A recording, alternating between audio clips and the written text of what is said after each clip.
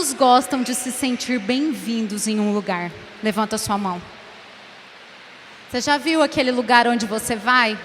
Uma reunião. Te convidam para ir numa reunião. Imagina aí a cena. Aí você chega na reunião e está todo mundo falando. Mas você foi convidado para a reunião. E aí você quer falar.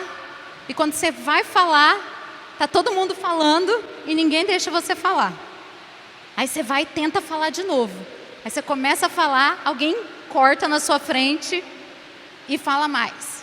Aí você vai tentar falar de novo, alguém interrompe. Como você se sente? Você se sente bem? Feliz? Fala assim, agora que eu vou falar mesmo, que está todo mundo querendo escutar. Ou você fala, vou ficar quieto, né? Ninguém está querendo saber minha opinião. É a mesma coisa. Nós viemos aqui, mas muitas vezes nós não estamos muito preocupados com aquilo que Deus quer falar, com aquilo que o Espírito Santo quer ministrar. Escute algo que eu vou falar para você. A mensagem do celular vai continuar lá, a hora que acabar o culto. As postagens do Instagram vão continuar lá no mesmo lugar. Facebook, Twitter e afins. Porém, aquilo que o Senhor deseja falar com você, às vezes, passa. E você não consegue mais pegar. Amém? Então, fecha seus olhos aí onde você está. Doce Espírito Santo, nós somos profundamente gratos porque o Senhor se move no nosso meio e porque o Senhor habita em nós. Obrigada porque a sua voz é suave. Obrigada porque o Senhor nos convence de tudo aquilo que nós precisamos para cumprir o propósito. Nós somos profundamente gratos a Ti. Doce Espírito Santo, o Senhor tem liberdade de agir nessa noite. Nós elevamos a nossa mente, o nosso coração cativos à obediência de Cristo. E eu cancelo agora toda a altivez do diabo e tudo aquilo que se levante contra o conhecimento de Cristo. Pai, eu quero declarar que os nossos corações são um solo fértil, onde a sua semente pode ser plantada e ela vai crescer e ela vai frutificar. Pai, muito, muito, muito obrigada. Abra os olhos do nosso coração para que nós possamos compreender tudo aquilo que o Senhor deseja falar conosco nessa noite. Espírito Santo, eu preciso da Tua graça para que eu possa compartilhar tudo aquilo que o Senhor colocou no meu coração. Pai, me dê graça para esmiuçar esse assunto, me dê graça em relação ao tempo, Pai, que eu possa expressar aquilo que o Senhor deseja. Essa é minha oração no nome de Jesus. Amém? Glória a Deus. Hoje eu quero falar um pouquinho sobre a igreja e o reino de Deus. Então, nós estamos vindo de um tempo onde nós estamos falando muito sobre a manifestação do reino de Deus. Quantos ouviram sobre isso? Levanta a sua mão. Que nós estamos aqui, que nós estamos para manifestar o reino, que é o nosso dever levar a palavra de Deus e fazer o reino de Deus conhecido. E realmente tudo isso tem sido assuntos muito incríveis e muito relevantes, né? E eu me alegro porque conseguimos derrubar muitos conceitos que antes eram enraizados no nosso coração. Quais conceitos? O conceito de que para você ter um relacionamento com Deus, você precisava vir a uma igreja, ao prédio de uma igreja. Esse conceito nós já quebramos. Quem é a igreja? Esse prédio é a igreja? Não, esse prédio aqui é onde a igreja se reúne. O dia que nós não nos reunirmos mais aqui, isso aqui pode se tornar qualquer coisa. Assim como antes de nos reunirmos aqui, isso aqui era uma oficina, certo? Então, esses conceitos foram conceitos que foram sendo quebrados. O conceito de que havia uma vida na igreja e uma vida secular. Então você falava que você era envolvido na igreja, mas eu tenho a minha vida secular. E nós descobrimos que isso não existe. Nós só temos uma vida. A mesma vida que nós temos aqui, nós precisamos ter lá fora. independente de onde você estiver. Então, graças que isso também foi quebrado. Aí nós tínhamos outra coisa, que os ministérios só podiam ser manifestos dentro das 4 paredes. E nós aprendemos já que não, que nós podemos manifestar tudo aquilo que o Senhor nos deu lá fora. Que os mesmos ministérios que existem aqui quando nos reunimos, a gente deve manifestar isso também lá fora. Curar, orar com os enfermos, evangelizar, profetizar, e tudo isso pode ser feito além das 4 paredes. Qual foi o outro conceito que nós quebramos com o passar do tempo? Muitas pessoas achavam que o lugar do sal era dentro do saleiro. E que, se possível, contasse cada um dos grãos, para ver quanto sal tinha e que não faltasse nada. Nós aprendemos que o sal, ele tem que ser usado fora do saleiro. O sal lá no seu saleiro, ele salga alguma coisa? Sim ou não? Gente, vamos lá, participar para eu ficar feliz que, né, tá dando certo. Vamos lá? Aleluia! Obrigada, amor, pelo incentivo. Então, o sal, ele precisa sair do saleiro para que, de fato, ele possa salgar alguma coisa. Outro conceito é de que o culto tinha que ser incrível, mas que a sua semana lá fora não importava muito. Então, não, domingo eu vou ao culto porque eu vou receber algo, porque Deus vai me dar uma resposta, porque Deus vai prover algo. E aí, no resto da semana, você vivia a sua vida como se nem conhecesse Jesus.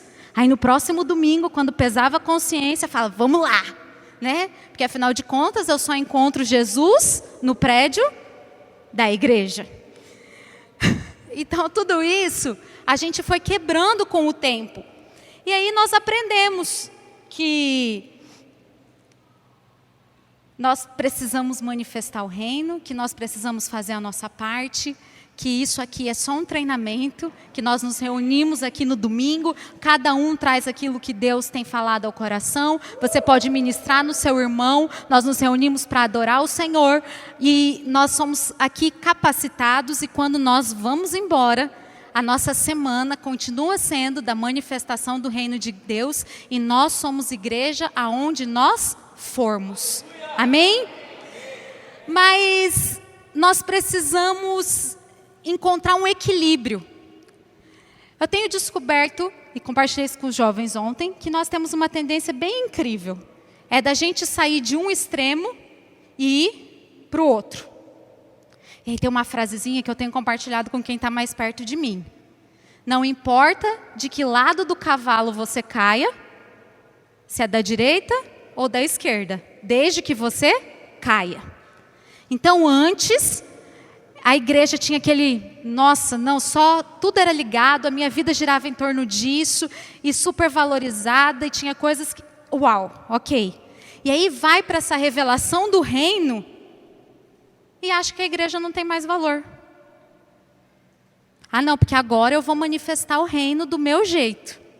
É o meu chamado, o meu ministério, o meu propósito, e aí a igreja sai de cena. E aí hoje eu quero falar para vocês o seguinte, vamos achar um equilíbrio dentro disso e descobrir o que cada uma dessas coisas tem, qual que é o papel de cada uma delas. Eu quero falar que, uma vez que nós entendemos a importância do reino como um todo, nós precisamos agora ter uma escala de valores dentro do reino. E eu quero contar para vocês qual é a coisa mais importante dentro do reino de Deus. A coisa mais importante dentro do reino de Deus chama igreja. Não existe nada mais importante dentro do reino de Deus do que a igreja. Jace, de onde que você tirou isso? Quero falar que você não entendeu nada sobre a manifestação do reino. Você não entendeu nada sobre a conquista do reino. Você não entendeu nada sobre conquistar territórios se você não põe a igreja num lugar de destaque. A igreja pode ter decepcionado muitas pessoas. Igreja como organização. Tivemos muitos abusos durante todo o tempo. Mas eu quero falar para vocês algo. Nós vamos viver um tempo de uma igreja gloriosa. E você precisa acreditar nisso. Lá em Mateus, no capítulo 16, verso 18, quando Pedro fala que Jesus era o Filho de Deus, o que Jesus fala para ele? Pedro, tu és pedra, sobre essa pedra eu edificarei a minha igreja. É a revelação do quê? De que Jesus é Deus. E as portas do inferno não prevalecerão sobre o reino. Sobre quem? A igreja. Vocês entendem? As portas do inferno não vão prevalecer contra a igreja. Não é contra o reino. Nós precisamos ter isso muito firmes em nós. Efésios 5:25, vocês podem ir anotando, eu não vou ler tudo, eu só vou citar. Quando Paulo instruiu os maridos a amarem as suas esposas, o que Paulo diz? Que os maridos deviam amar a sua esposa como Cristo amou a igreja. Não é como Cristo amou o reino, é como Cristo amou a igreja. A igreja continua sendo a noiva de Cristo. E eu e você precisamos tomar muito cuidado com isso. Cuidado quando você for falar da igreja. Você conhece alguém que está noivo? Eu conheço. Já tem 2 casais. Vamos lá. Ronaldo, você gosta que fale mal da Luana? Hã? Se eu resolver aqui descambar falar da Luana, o que você vai achar? Vai dar ruim, não vai? Ah, pois é. Mas a gente tem um pouquinho, né, de cuidado. Quem que é o corajoso que vai levantar aí para falar da Luana na frente do Ronaldo?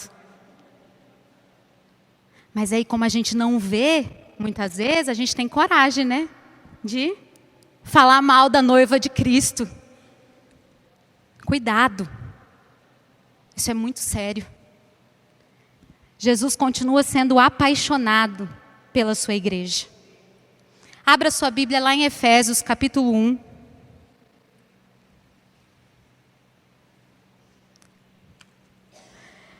Assim, irmãos, eu confesso que Deus tem queimado isso no meu coração e hoje eu fiquei meditando, né? Eu falei, Senhor, como que eu vou fazer? Tem tanta coisa para falar da igreja.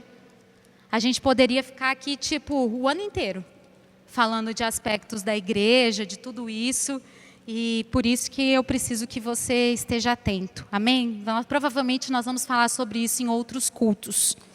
Efésios capítulo 1, verso 22 e 23 diz assim: E sujeitou todas as coisas a seus pés, e sobre todas as coisas o constituiu como cabeça da igreja, que é o seu corpo, a plenitude daquele que cumpre tudo em todos.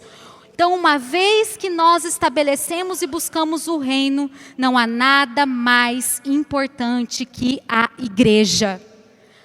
Aí você vai falar assim, não, mas a Bíblia diz, buscai primeiro o reino de Deus e a sua justiça, e todas as coisas vos serão acrescentados. É verdade, buscai primeiro o reino de Deus, todas as coisas concernentes ao reino. Mas qual que é a coisa principal do reino? A igreja. A igreja é a parte principal do reino. Alguém pode colocar o... Tá aí? Tá certo?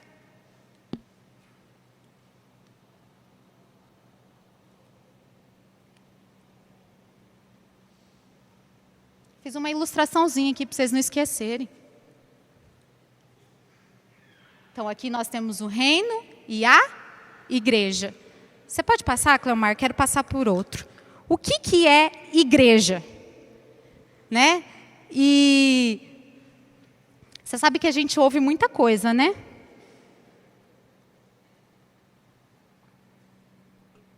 Quem sabe o que é igreja? Igreja é uma palavra que ela é usada mais de 100 vezes no Novo Testamento. E ela vem de uma palavra grega que fala que é eclésia. Eclésia. Quantos já ouviram falar disso? Mas você sabe que hoje, ao estudar isso, assim, porque a gente costuma acreditar nas coisas que a gente ouve, né? Aí eu fiquei um pouco assim, uau, Não era bem desse jeito, né? Então, você pode colocar aí para mim? Igreja, o significado de eclésia. O termo igreja é a tradução do vocábulo grego eclésia, que se deriva de ek, para fora, e kaleo, que é chamar. Em chegando à concepção correta da igreja, devemos dar conta do sentido exato dessa palavra. Então eu trouxe onde essa palavra era usada pelos judeus, pelos gregos e como que ela é usada pelos cristãos. Vamos lá? Pode passar, Clemar. Entre os judeus, na Septuaginta, eclésia refere-se aos israelitas, quando reunidos para fins religiosos, e nenhuma outra ocasião. Está assim empregada lá em Deuteronômio, Josué, Juízes, em Crônicas, em Atos, aplica-se a Israel no deserto. Nunca foi usada dos judeus, exceto quando eles estavam em assembleia. Ok? Vamos lá. Grego. Entre os gregos, eclésia referia-se a uma reunião de cidadãos intimados da onde? De suas casas, para algum lugar público, com o fim de deliberar. Nunca foi usado entre os gregos para pessoas fora de uma assembleia. E o mesmo é verdade no grego clássico. Foi aplicada a clubes ou associações e locais autônomos, bem como as assembleias políticas, mas também não se tem achado caso de sua aplicação a pessoas não reunidas. E agora, cristãos. Assembleia de cristãos reunidos para adorar em um encontro religioso. Grupo de cristãos ou daqueles que, na esperança da salvação eterna em Jesus Cristo, observam seus próprios ritos religiosos, mantêm seus próprios encontros espirituais, administram seus próprios assuntos de acordo com os regulamentos prescritos para o corpo por amor à ordem. E terceiro, é aquele que em qualquer cidade, vila, lugar, constitui um grupo, e olha que incrível, e estão unidos em um só corpo. Amém? Então, há possibilidade de eu falar que eu sou eclésia sozinha? Tem como? Não. Porque eclésia é a assembleia. A assembleia é mais de um. Alguém consegue fazer uma assembleia sozinho? Não. A assembleia é mais de um. E então nós precisamos entender a importância que a igreja tem e o que ela significa. Vocês sabiam que Deus está edificando algo na terra, certo? Qual é a única coisa que Ele está edificando na terra? Chama igreja. Ele não está fazendo outra coisa. Então, se você acha que Deus às vezes está fazendo outra coisa, Ele não está. Ele está edificando a igreja. Tudo coopera para a edificação da igreja. E eu quero te perguntar algo. Diante disso, qual é o maior exemplo de igreja que nós temos na história? Chuta aí, gente. A igreja de Atos. A igreja primitiva. Você conhece outra igreja que foi mais significante e mais relevante do que essa? Se você conhecer, depois você me apresenta, que eu quero muito estudar sobre isso. Mas a igreja mais relevante e mais significante, da qual nós temos relatos, é a igreja de Atos, a igreja primitiva. E aí você pode falar assim para mim, Jace, mas você tem que entender que nós estamos vivendo em outra época. As coisas não são mais como eram lá, muita coisa mudou, verdade, muita coisa mudou. Porém, os princípios e aquilo que Deus espera da sua igreja não mudaram. Eu quero ler um relato de um estudioso moderno, e ele escreveu algo sobre a igreja cristã primitiva. O nome dele é Rodney Stark. Ele diz bem assim sobre a igreja nos seus primeiros anos. O cristianismo revitalizou a vida nas cidades greco-romanas, fornecendo novas normas e novos tipos de relações sociais que foram capazes de lidar com muitos problemas urgentes. Para cidades cheias de desabrigados e pobres, o cristianismo ofereceu caridade e esperança. Para cidades cheias de recém-chegados e estrangeiros, o cristianismo ofereceu uma base imediata de apego. Para cidades cheias de órfãos e viúvas, o cristianismo forneceu um novo e expandido sentido. Nas cidades destruídas por violentos conflitos étnicos, o cristianismo ofereceu uma nova base de solidariedade social. E nas cidades confrontadas com epidemias, incêndios, terremotos, o cristianismo ofereceu serviços de enfermagem eficazes. Pelo que trouxeram, disse esse autor, foi não apenas um movimento urbano, mas uma nova cultura, capaz de tornar a vida nas cidades greco-romanas muito mais tolerável para quem morava lá. Em outras palavras, o cristianismo no começo era um ministério de sal e luz, que criava uma enorme diferença de transformação onde quer que estivesse localizado. Se você fosse a uma cidade e houvesse alguma aparência de civilização ali, e houvesse uma boa aparência e vontade, se você olhasse em volta, você acabaria encontrando uma igreja e um grupo de cristãos. Uau! Eles transformavam o lugar onde eles estavam. A igreja transformava o seu redor, a sua cultura. Ela influenciava aqueles que estavam ao seu redor. Aí você fala, então, nós estamos vivendo num mundo diferente, não é mais a mesma coisa.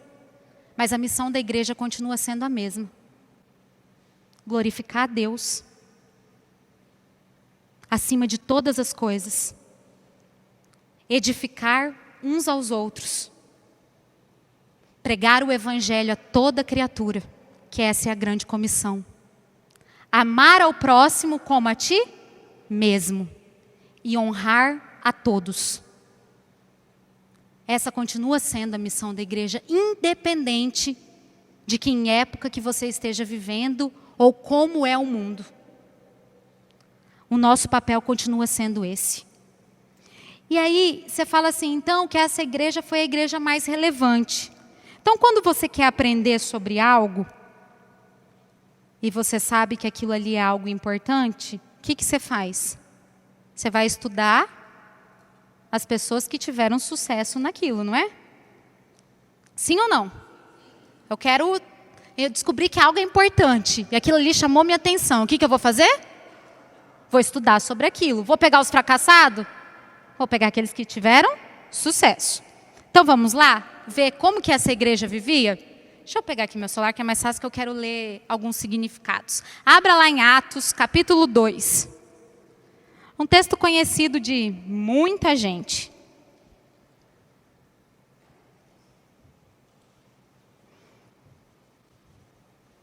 Atos, capítulo 2, eu vou ler a partir do 42. Assim, se você for ler Atos, você vai ver muita referência à igreja, mas muita mesmo. Mas hoje nós vamos até isso aqui. Todos acharam? Então quem achou diz amém. Amém. Como viviam os convertidos da igreja primitiva? Perseveravam na doutrina dos apóstolos e na comunhão. Opa, já temos duas coisas aqui. Eles perseveravam nos ensinamentos dos apóstolos. E qual é a base do ensinamento dos apóstolos? Jesus. Então eles ensinavam essa doutrina. E aí eles tinham muita comunhão. Você gosta de estar com seus irmãos? Sim? Sim, eles viviam em comunhão, olha que legal. no partir do pão. Quem gosta de comer junto aí? Né? É bom ou não é? Gente, fazer dieta para crente eu acho que é mais difícil que para o resto, viu? Que tudo acaba em comida. E eles também estavam sempre ali perseverando nas orações. Você é um crente que persevera na oração? Sim ou não? Irmão, se nós for basear na terça-feira da intercessão, ainda bem que a gente não anda pelo que a gente vê, mas por aquilo que a gente crê. E em cada alma havia temor. Temor. Ô, palavrinha que está precisando ser restaurado na igreja como um todo, viu? As pessoas parecem que perderam o temor de Deus. Muitos prodígios e sinais eram feitos por intermédio dos apóstolos. Agora vamos lá. Todos os que creram estavam... Cada um foi cuidar da sua vida. Não? Ué, como que eles estavam? Juntos. E tinham tudo em comum. Vendiam as suas propriedades e bem, distribuindo o produto entre todos, à medida que alguém tinha necessidade. Diariamente,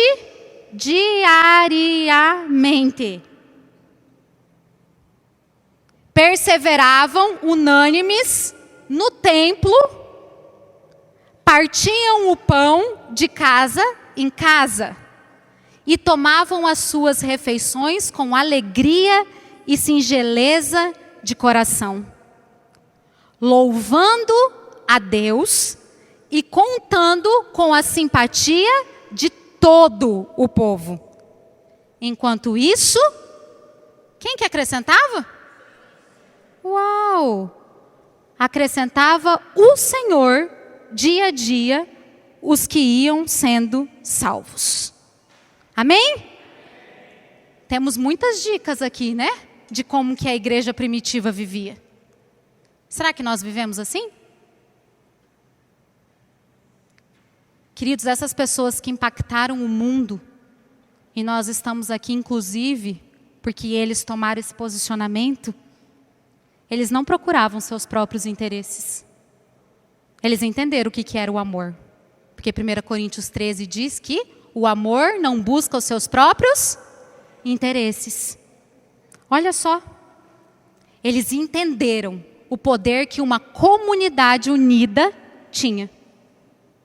Porque nós seríamos reconhecidos como discípulos do Senhor se nós amássemos uns aos outros. E a nossa unidade é que vai fazer com que Deus seja conhecido. Você já imaginou se depois que Jesus morreu e ressuscitou, afinal de contas Jesus pregou muito sobre reino, cada um olhasse para o outro e falasse assim: não, eu fui empoderado, Patrícia. Jesus me deu toda a autoridade e Ele falou que é para eu sair por aí e pregar o evangelho a toda criatura. Eu tenho um propósito, não sei qual que é o seu, mas eu vou atrás do meu. Aí a Patrícia fala: é verdade, né? Você quer saber de uma coisa? Eu também vou, porque eu acho que Deus tem algo aqui para mim. Aí a Dani resolve que ela vai para o outro lado.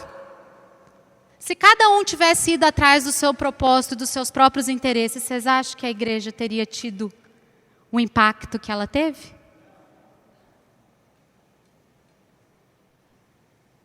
A igreja primitiva só teve o impacto que teve, porque as pessoas entenderam o poder da unidade. E quem acrescentava era o Senhor. Sim, nós devemos manifestar o reino. Sim, nós devemos orar pelas pessoas. Inclusive, eu te aconselho a algo. Nunca deixe ninguém sair da sua frente com dor, sem você orar por ela. Se alguém reclamou com você que está com dor, acredite, é uma oportunidade de você manifestar o reino de Deus. E dessa pessoa ser curada. Sim, Deus tem um propósito para cada um de nós. Mas Deus ama a igreja. Não existe coisa que Ele ame mais do que a igreja. Você sozinho tem poder de impactar algumas pessoas. Mas juntos, nós temos o poder de impactar muito mais. O Evangelho, ele é um agente transformador. Ele muda primeiro o indivíduo, depois ele muda a família, depois ele muda a comunidade, depois ele muda cidades e depois ele transforma o mundo. Mas se a gente cortar isso aqui, em algum momento, nós vamos ter problema. O versículo 16 de Efésios, capítulo 4, diz bem assim: de quem todo o corpo se uniu, e uniu com o que cada articulação fornece, de acordo com o trabalho eficaz, pelo qual cada parte faz a sua parte. Causa crescimento do corpo pela edificação de si mesmo no amor. O que esse versículo quer dizer? Que quando nós nos reunimos como corpo de Cristo, cada um de nós traz um talento. Cada um de nós traz algo que Deus colocou dentro de nós. E quando todos nós agimos dentro daquilo que Deus colocou dentro de nós, o corpo cresce. Porque quando eu cresço, o corpo cresce. Amém?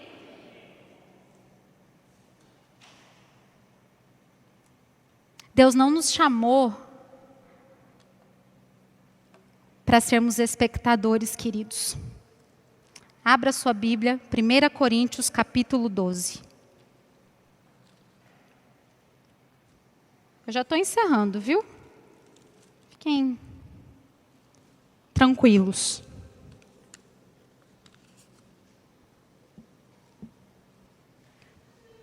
Primeira Coríntios, capítulo 12, a partir do verso 12.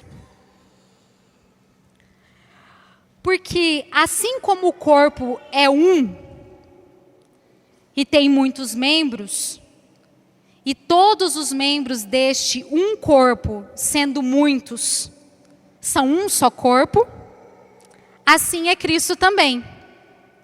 Pois todos nós fomos batizados em um Espírito, formando um corpo, quer judeus, quer gregos, quer servo, quer livre, e todos temos bebido de um Espírito. Porque também o corpo não é um só membro, mas muitos. Se o pé disser, por que não sou mão, não sou do corpo, não será por isso do corpo? E se a orelha disser, por que não sou olho, não sou do corpo, não será por isso do corpo? Se todo o corpo fosse olho, onde estaria o ouvido? E se todo fosse ouvido, onde estaria o olfato? Mas agora, Deus colocou os membros no corpo, cada um deles como quis. E se todos fossem um só membro, onde estaria o corpo? Assim, pois, há muitos membros, mas um corpo.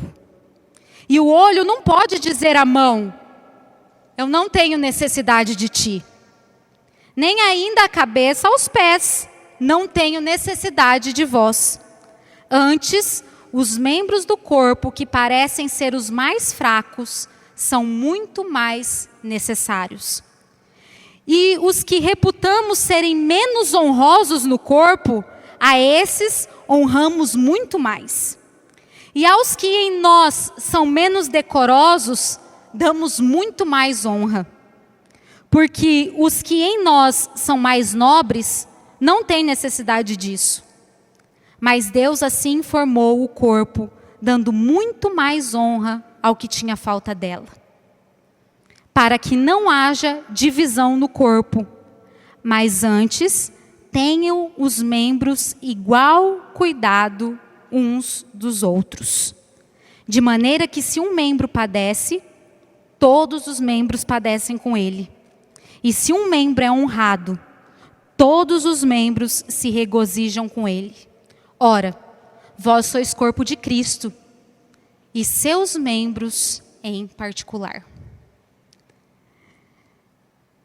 Então, ninguém é igreja sozinho, como também ninguém é corpo sozinho.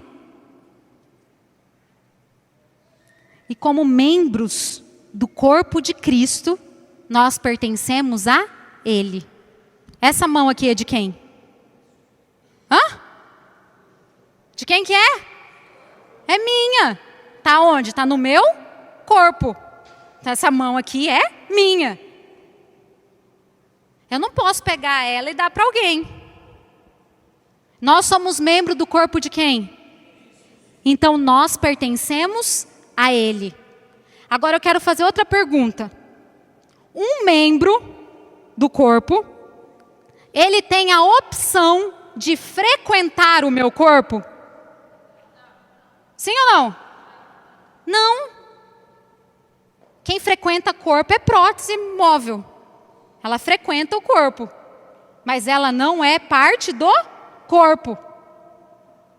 Quem frequenta meu corpo são as minhas roupas, o meu calçado, os acessórios. Eles frequentam o corpo. Porém, os meus órgãos pertencem ao meu corpo. Você frequenta o corpo de Cristo ou você pertence?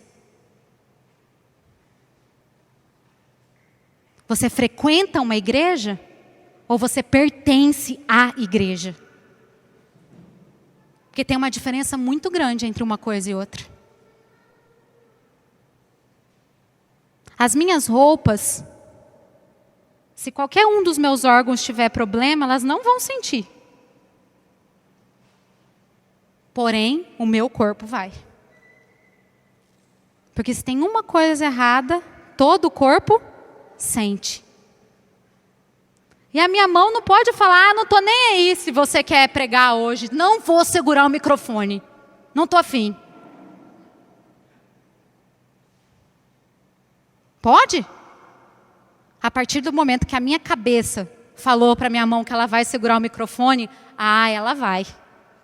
Pode acreditar que vai.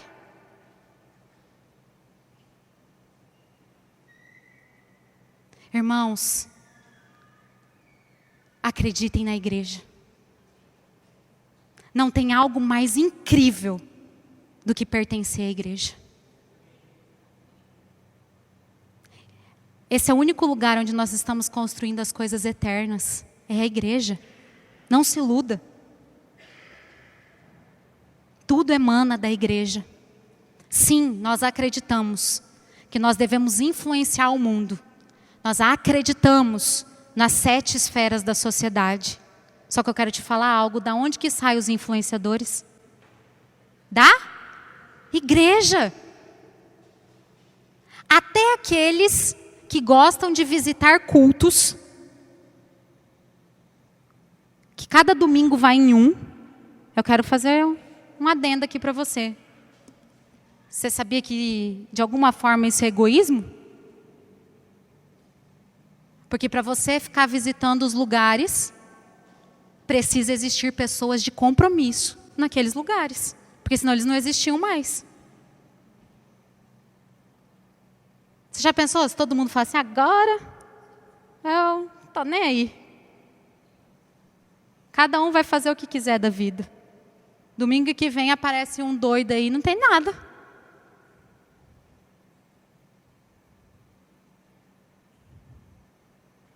Frequento quando quero, vou quando quero, faço se eu quero. Glória a Deus pelos comprometidos. Amém?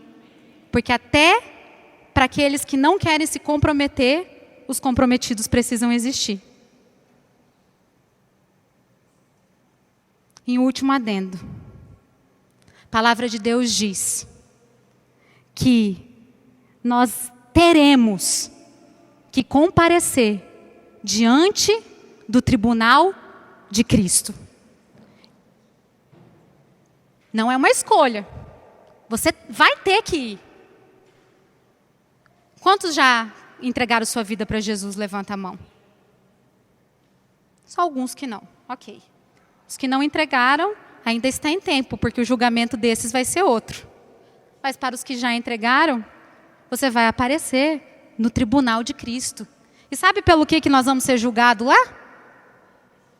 Pelo bem ou o mal que nós tivermos feito através do corpo. E quem é o corpo? A igreja. Pelo bem ou mal que você tiver feito através da igreja. Queridos, despertem enquanto há tempo. Deus tem falado muito comigo a respeito disso. Muito. E acredite você ou não, eu acredito no ministério profético que Deus me deu. Despertem. Não há nada mais incrível do que a igreja. Jesus é apaixonado pela igreja. Eu queria que você ficasse de pé no seu lugar.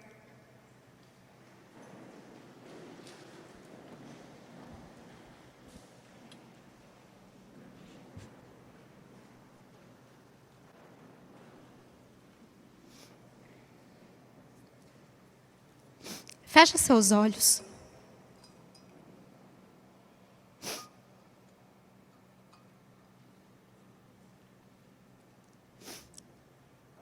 Eu queria que você não tivesse pressa agora, mas eu queria que todos ficassem de olhos fechados. Se vocês puderem abaixar a luz aqui, desligar. Ninguém é igreja sozinho. Como membros do corpo, nós pertencemos a Ele. Queria que você fechasse seus olhos agora e que você respondesse para você mesmo 2 perguntas que eu vou fazer. Se a igreja dependesse do seu engajamento, da sua participação e do seu envolvimento, como ela seria? Se todos os membros tivessem o seu engajamento, a sua participação e o seu envolvimento, como a igreja de Cristo seria?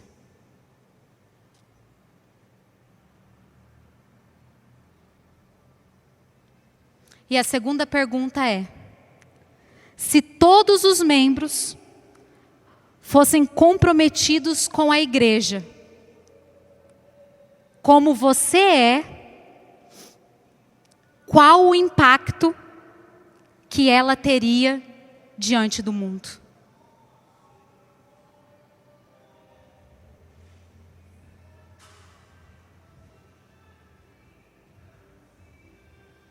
Queridos, hoje é uma noite de despertar.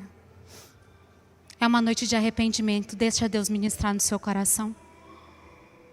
Ah, Jace, mas eu não posso.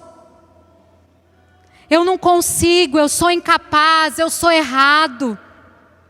Eu tenho as minhas limitações, eu sou muito ocupado, eu tenho a minha vida. Eu tenho os meus sonhos. Eu quero te falar que aquele que nos chama é aquele que nos capacita. Moisés era gago.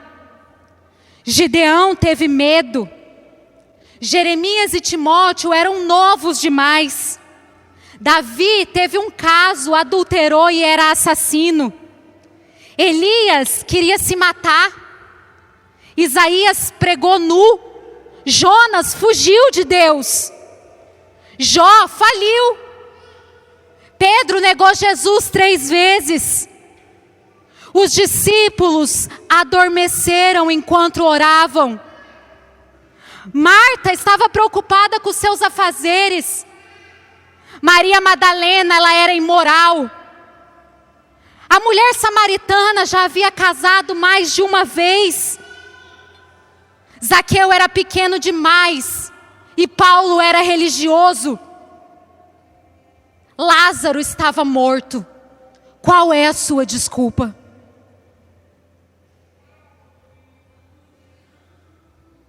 A única coisa que Deus precisa, queridos, é você dizer: eis-me aqui. Eis-me aqui. Eis-me aqui para aquilo que o Senhor está fazendo, para aquilo que o Senhor está construindo.